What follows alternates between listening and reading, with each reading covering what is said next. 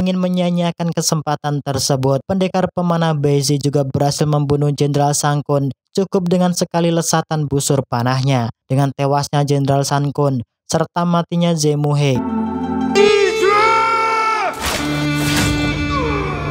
akhirnya Jenderal Temujin dapat memenangkan peperangan dalam merebutkan kekuasaan, serta Jenderal Temujin juga berhasil menyatukan bangsa Mongol yang sempat terpecah belah menjadi beberapa aliran kubu.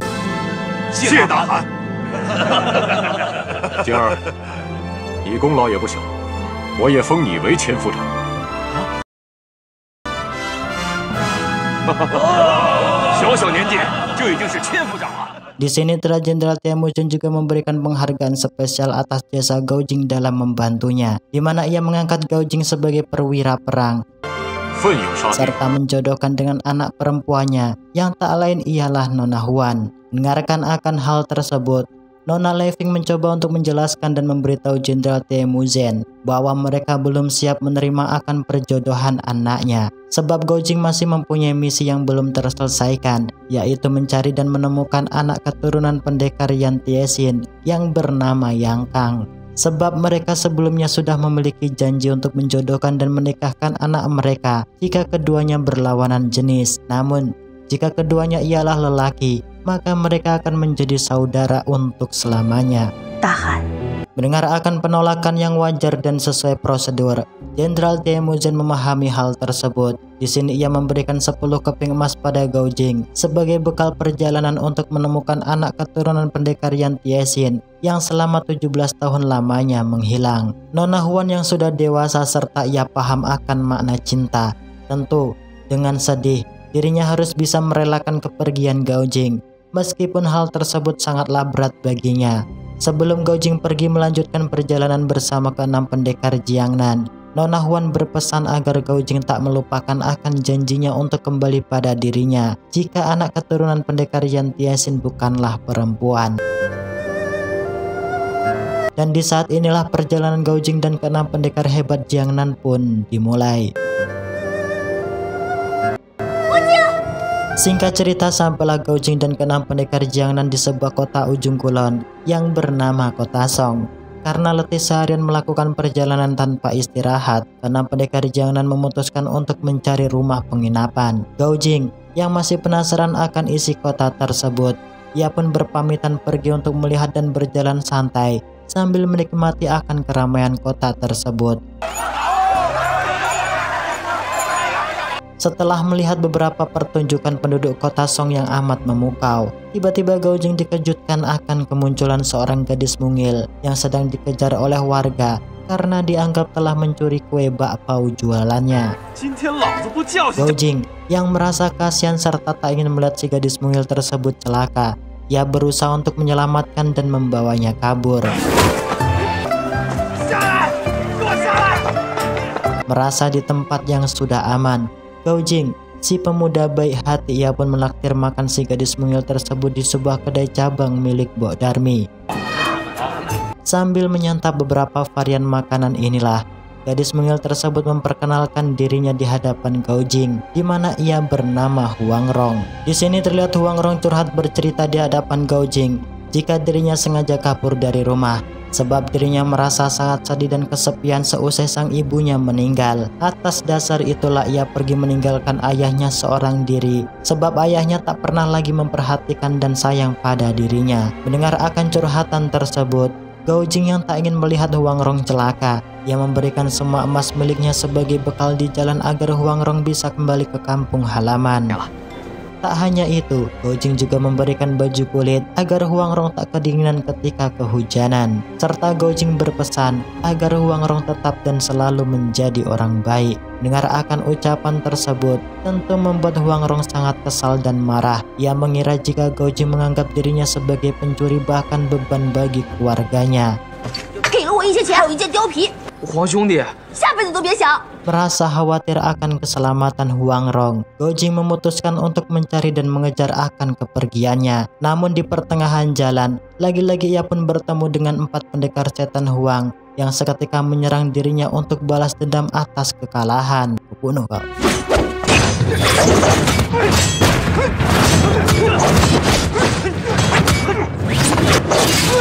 Dan benar saja, kali ini Gaojing harus kalah telak berhadapan dengan mereka. Mengerti jika Gaojing dalam bahaya, Huang Rong pun bergegas pergi menuju tempat keberadaan Gaojing di Sandra. Dengan segala rayuan gombal, terlihat Huang Rong berhasil mengelabui dan memasukkan ramuan obat pada minuman mereka. Yang tentunya dengan sangat mudah Nona Huang Rong menyelamatkan Gaojing yang sedang ditawan di dalam rumah.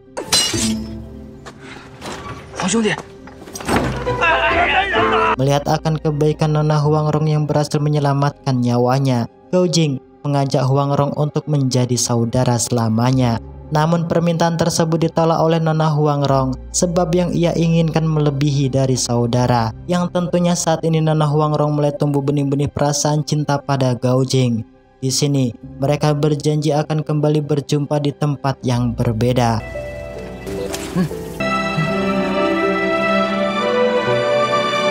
Singkatnya, seusai memandang dan melihat Nona Huang Rong pergi dengan kuda miliknya, ia pun bergegas untuk melanjutkan perjalanan. Di mana saat ini Gaojing diperintah oleh ke-6 gurunya untuk sampai di kota Jixiang dalam kurun waktu 1 bulan.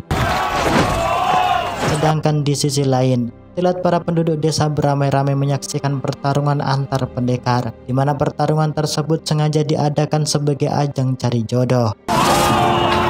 Ya, siapapun pendekar yang berhasil mengalahkan putrinya si wanita bergaun merah, maka ia resmi akan dijadikan pendamping dalam hidupnya. Gaojing yang baru sampai tentu ia sangat takjub melihat keahlian kungfu yang dimiliki wanita tersebut. Wanita cantik itu bernama Nona Chi.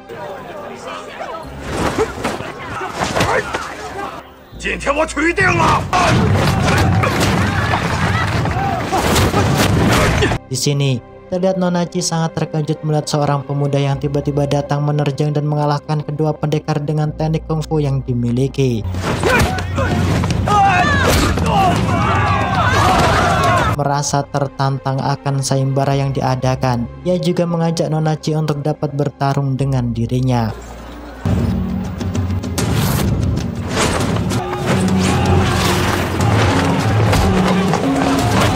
Dari adu mekanik yang amat sengit, pada akhirnya ia pun berhasil mengalahkan Nona Chi dan mengambil salah satu sepatu miliknya.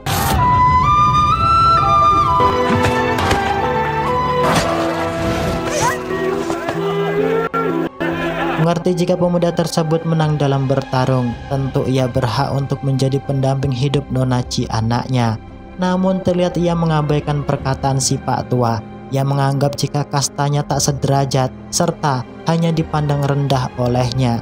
Si Pak Tua yang tak terima akan ucapan tersebut, ia pun seketika melesat menghajar pemuda sombong yang berada di hadapannya.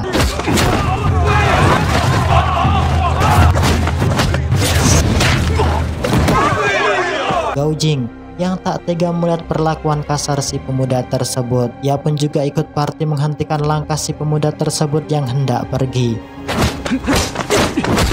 Akan tetapi teknik kungfu yang dimiliki Gaojing kalah telak, yang membuat dirinya terjatuh terhempas berulang kali.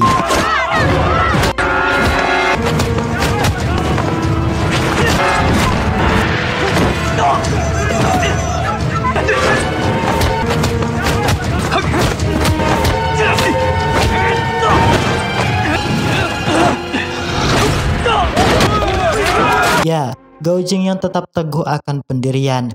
Meskipun ia kalah, dirinya tak akan membiarkan pemuda tersebut pergi sebelum ia meminta maaf atas tindak perbuatan yang sudah ia lakukan pada Pak Tua tersebut. Dengan amarah yang membara inilah, ia sangat berambisi membunuh Gao Jing dengan mengeluarkan teknik jurus tapak 9 tengkorak yang berhasil ia kuasai. Untungnya dengan sigap, hal tersebut dapat digagalkan oleh pendekar Wang Yi yang merupakan adik seperguruan pendekar Qiu. Di sini pendekar Wang Yi memarahi Yang Kang karena ia bertindak jahat menindas orang lemah yang bukan lawannya. Di sini pendekar Wang memarahi Yang Kang karena ia bertindak jahat menindas orang lemah yang bukan lawannya. Atas tindakan tersebut, pendekar Wang Yi akan melapor dan memberitahu pendekar Qiu jika murid didikannya tak sesuai dengan apa yang harusnya diharapkan. Tak hanya itu, pendekar Wang juga menanyakan siapa yang mengajari dirinya jurus jahanam teknik kungfu tapak 9 tengkorak padanya. Karena tak ingin memberitahu dan berkata jujur, pendekar Wang Yi pun melesatkan serangan ke arahnya, yang di waktu bersamaan pula ketiga pendekar jin juga muncul membantu pangeran Yang Kang beradu mekanik.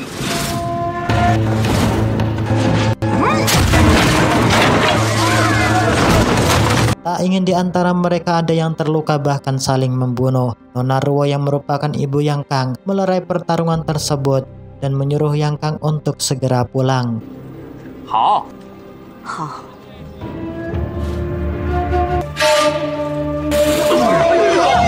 Melihat akan luka dalam Pak Tua sangatlah parah, Gao Jing dan pendekar Wang Yi menghantarkan Nona Chi dan ayahnya untuk pulang ke rumah.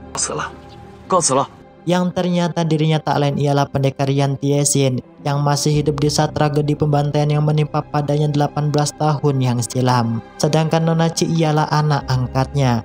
Di sini pendekar Yan Tiesin sengaja mengadakan sayembara, tak lain agar Nona Chi dapat menemukan pemuda hebat yang mampu melindunginya di masa depan. Serta ia juga berniat dengan adanya sayembara tersebut, ia dapat menemukan dan berjumpa kembali dengan anak istrinya.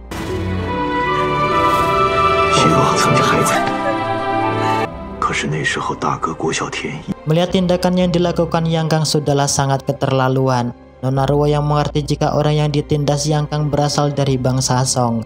Ia pun memarahi Yang Kang serta meminta padanya untuk berlutut bersumpah berjanji di hadapan pusaka tongkat peninggalan suaminya agar Yang Kang tak lagi menindas orang yang berasal dari bangsa Song.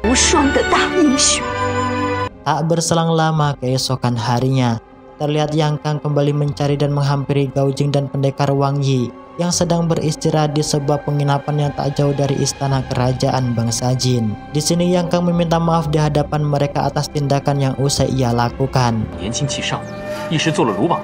Tak hanya itu, Yang Kang juga mengundang mereka untuk datang ke kerajaan atas permintaan ayahnya Yang Lie. Sebab ayahnya sudah mempersiapkan segala jamuan sebagai ungkapan minta maaf pada mereka. Mendengarkan akan tawaran, serta tak ingin mengecewakan akan niat baik Yang Kang dan keluarganya, pendekar Wang Yi dan Gao Jing menyetujui akan undangan tersebut untuk datang bersamanya di dalam istana kerajaan bangsa Jin.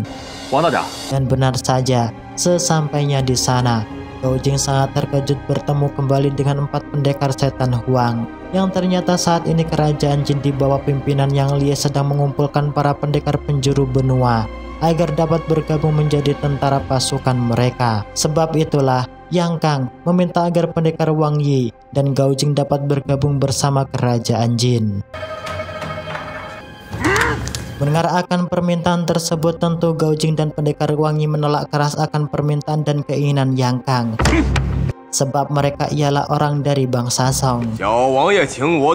Dengan muka sinis, pendekar Wang Yi mengajak Gao Jing untuk segera pergi dari dalam istana kerajaan Jin. Merasa diremehkan serta tawarannya ditolak. Dengan kode, Yang Kang menyuruh para pendekar setan Huang untuk menyerang dan meringkus mereka.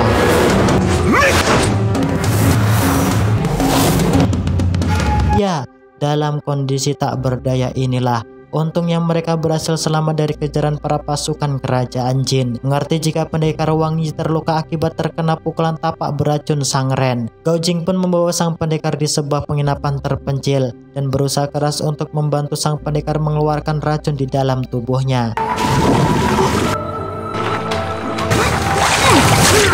Dari segala upaya yang dilakukan, terlihat pendekar Wang Yi hanya mampu menahan racun Sang Ren yang sudah menjalar ke segala saraf urat nadinya selama 12 jam. Di sini ia memerintahkan Gao Jing untuk pergi mencari menemukan resep obat yang sudah ia tuliskan. Dari sekian apotek yang ia masuki, Terlihat Gaujing tak berhasil mendapatkan obatnya, sebab Yang Kang sudah lebih duluan memborong obat tersebut dengan menyuruh pasukannya. Dalam kondisi yang amat bingung inilah, tiba-tiba ia dikejutkan akan kehadiran kuda merah miliknya. Sesuai perintah, si kuda tersebut membawa Gaujing pergi agar dapat bertemu dan berjumpa kembali dengan Nona Huangrong. Melihat akan kecantikan Nona Huangrong tentu membuat Gaujing sangat tersempona, di mana ia tak menyangka jika Nona Huangrong ialah sosok wanita yang amat mempesona.